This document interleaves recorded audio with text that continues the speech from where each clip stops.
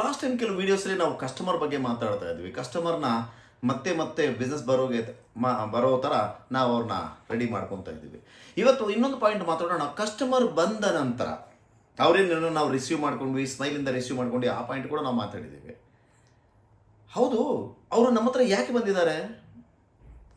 ನಮ್ಮ ಹತ್ರ ಅದು ಐಟಮ್ನ ಪರ್ಚೇಸ್ ಮಾಡಲಿಕ್ಕೆ, ನಮ್ಮ ಹತ್ರ ಇರೋ ಯಾವುದೋ ಒಂದು ಐಟಮ್ನ ಪರ್ಚೇಸ್ ಮಾಡಲಿಕ್ಕೆ ಬಂದಿದ್ದಾರೆ. ಮೀನ್ಸು ನಮ್ಮ ಹತ್ರ ಇರೋ ಐಟಮ್ಸು ಅವರಿಗೆ ಕಾಣಿಸ್ಬೇಕು. ಕರೆಕ್ಟ್ ಅಲ್ವಾ? Absolutely yes. ಇದನ್ನ ನಾವು ಡಿಸ್ಪ್ಲೇ ಝೋನ್ ಅಂತ ಹೇಳ್ತೀವಿ, ಅಥವಾ ಪಾಯಿಂಟ್ ಆಫ್ ಸೇಲ್ ಏರಿಯಾ ಅಂತ ಹೇಳ್ತೀವಿ. ಪಾಯಿಂಟ್ ಆಫ್ ಸೇಲ್ ಅಂದ್ರೆ ಏನು?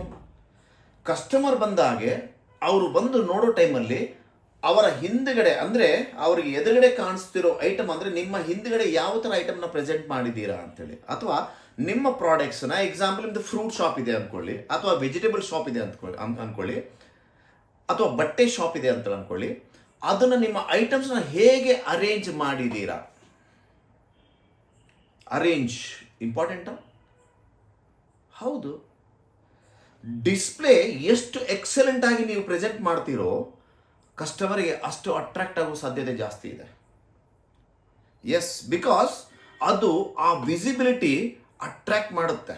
ಎಕ್ಸಾಂಪಲ್, ಫ್ರೂಟ್ಸು ನೀಟ್ಲಿ ಅರೇಂಜ್ ಮಾಡಿರೋ ಫ್ರೂಟ್ಸನ್ನ ನೋಡೋದಕ್ಕೆ ಇಷ್ಟ ಆಗುತ್ತೆ. ಅದೇ ಹ್ಯಾಫೇಸರ್ಡ್ ಆಗಿ ಅಲ್ಲಿ ಇಲ್ಲಿ ಇಟ್ಟದನ್ನ ನೋಡ್ಲಿಕ್ಕೆ ಅಷ್ಟು ಇಷ್ಟ ಆಗಲ್ಲ. ಅದು ಫ್ರೂಟ್ಸ್ ಇರ್ಬೋದು, ವೆಜಿಟೇಬಲ್ಸ್ ಇರ್ಬೋದು, ನಮ್ಮ ಕಾಯಿಪಲ್ಯ ಬಿಸ್ನೆಸ್ಸು, ಅದು ಕೂಡ ನೀಟಾಗಿ ಅರೇಂಜ್ ಮಾಡೋದು. ಇವಾಗ ಅಬ್ಸರ್ವ್ ಮಾಡಿದ್ರೆ ಕೆಲವರು ಟೈಮಲ್ಲಿ ದೊಡ್ಡ ಸ್ಟೋರ್ಸ್ ಇರೋದಾಗೆ, ಅದು ಮೋರ್ ಇರ್ಬೋದು, ರಿಲಯನ್ಸ್ ಟ್ರೆಂಡ್ಸ್ ಇರ್ಬೋದು, ರಿಲಯನ್ಸ್ ಸ್ಮಾರ್ಟ್ ಇರ್ಬೋದು, ನೀವು ಅಲ್ಲಿ ಹೋಗಿ ನೋಡಿದಾಗೆ ಅವರು ಡಿಸ್ಪ್ಲೇಲಿ ಐಟಮ್ಸ್ನ ಹೇಗೆ ಇಟ್ಟಿರ್ತಾರೆ ನೋಡಿ. ಬಿಕಾಸ್ ಅವ್ರಿಗೆ ಗೊತ್ತಿದೆ ಆ point of sale zone very important ಅಂತ ಹೇಳಿ.